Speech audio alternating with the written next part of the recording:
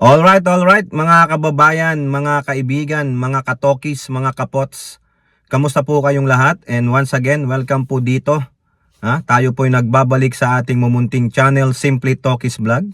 Tayo po'y magbibigay ng maiksing komento, opinion at reaksyon sa mga mainit na usaping pangpolitika sa ating bansa. Pag-usapan natin mga kababayan, ito po ang inyong magaling at very trusted ng inyong Pangulong Marcos na Secretary ng Department of People Without Honesty na si Secretary Manuel Bunoan. Kasi meron pa pala siyang sinabi tungkol sa mga ghost projects nitong Department of People Without Honesty. Okay? At ganun din po si Senator JB Ejercito, meron pong sinabi sa dalawang klase ng flood control projects ng Department of People Without Honesty. No? Napakaganda po nung sinabi ni JB Ejercito. So okay, shout out po lahat sa inyo. And once again, may God bless us all. So unahin natin mga kababayan, ito pong sinabi ng Secretary ng Department of People Without Honesty, the DPWH, walang iba kundi ang pinagkakatiwalaan ng inyong Pangulong Marcos na Secretary Manuel Bunoan. Dito po sa balita ng politiko, iba pa yung half ghost. May half ghost flood control project pala mga kababayan. Meron ng ghost project, meron pang kalahating multo. Pwede ba yun? Pwede pa lang merong kalahating multo. Sino yun? Parang yung manananggal sa atin, namatay yung manananggal, kaya naging multo po siya. Kaya kalahating multo. Tragis na mga imbentong mga salita ito. 5 non-existent, mga hindi nag-e-exist na mga flood control projects plug in Bulacan. Iba pa daw yung half ghost. Alam mo Bunoan, ang ghost dito ikaw. Wala kang kahihiyan. Wala kang delikadesa, no?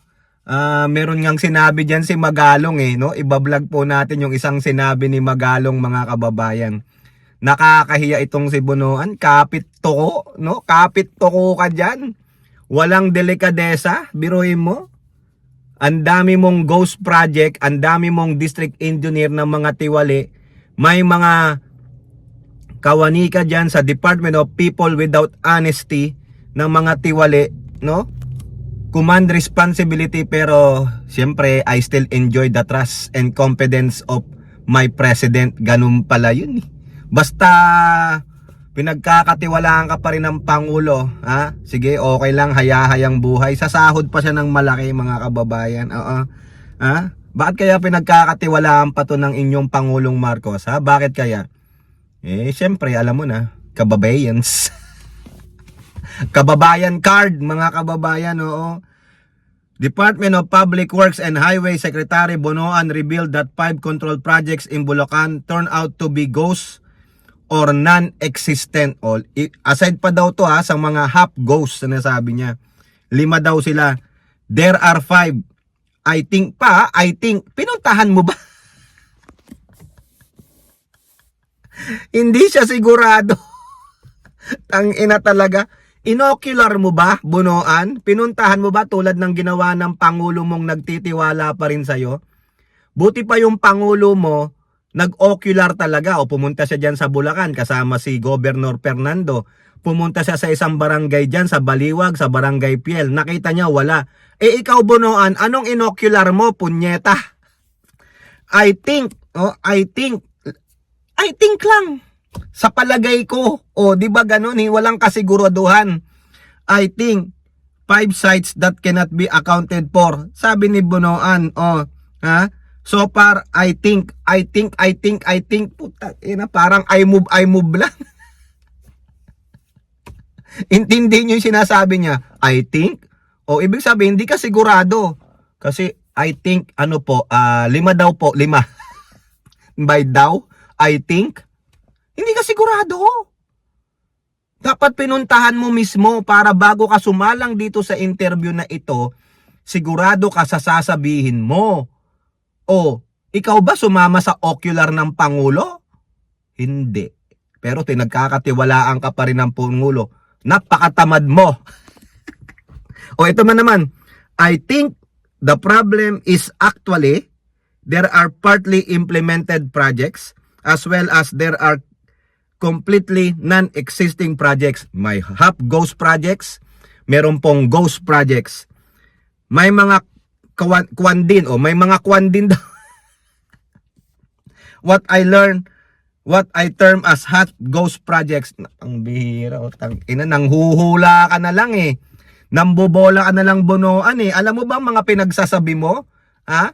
Pinagtatakpa mo lang yung incompetence ng Department of Public Works without Department of People without honesty.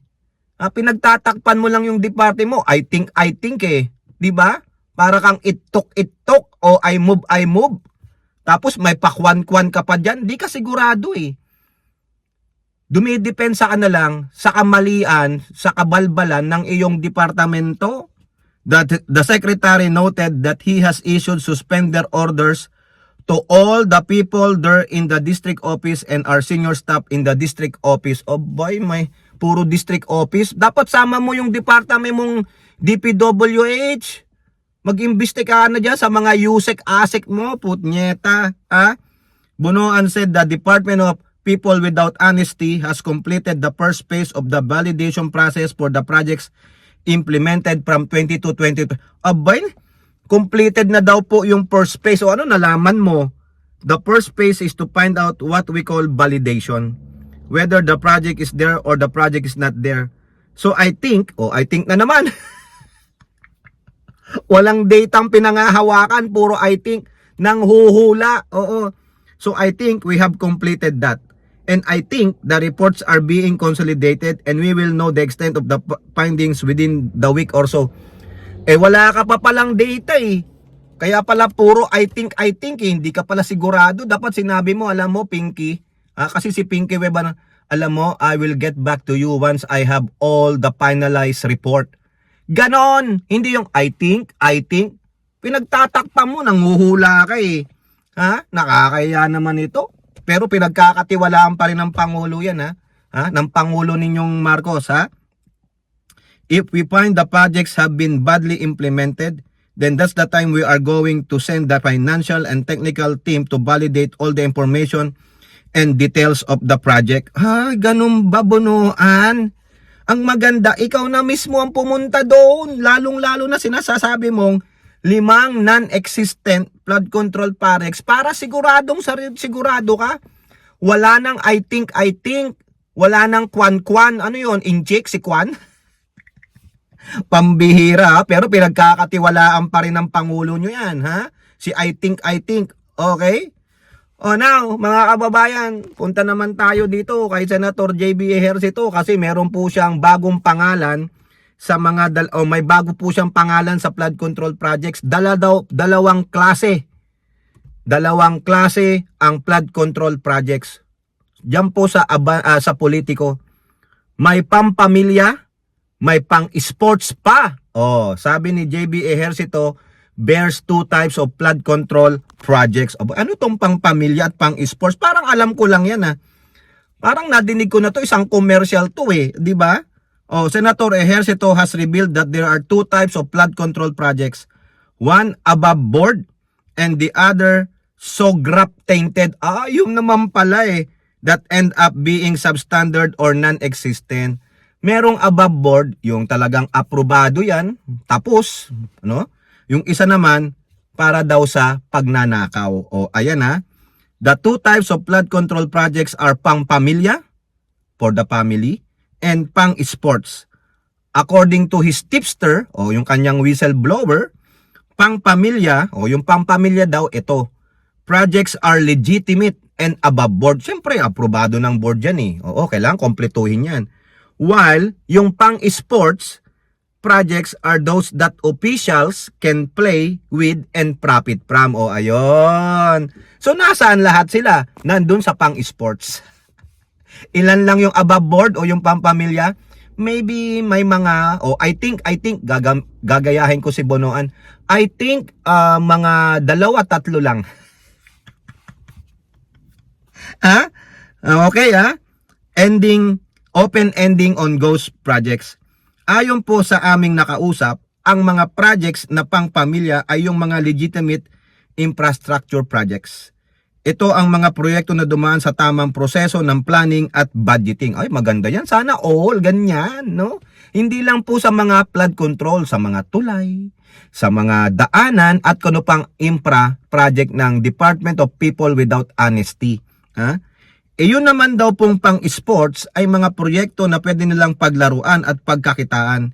Ito raw po ang mga proyekto na kadalasan ay ghost project. Siyempre, bilyon-bilyon. Ejercito also disclosed a questionable practice where projects that are not in the original budget are rushed into implementation. Ito, Terry Ridon. Walang insertion, He said district engineers are allegedly given only 2 weeks to prepare project plans and designs for this last minute insertion. Tingnan mo, sino ang nagpapa-insert, Terry Ridon? Hindi nga nandun sa GAA, kundi sa likod ng GAA. Invisible. Kasi mga bulong-bulong. This lack of proposed planning, he said, is why some flood control projects are left incomplete. Yan yung pang-sports. Para pagkakitaan, biruin mo 2 weeks, gagawa ka ng design. Putragis na yan.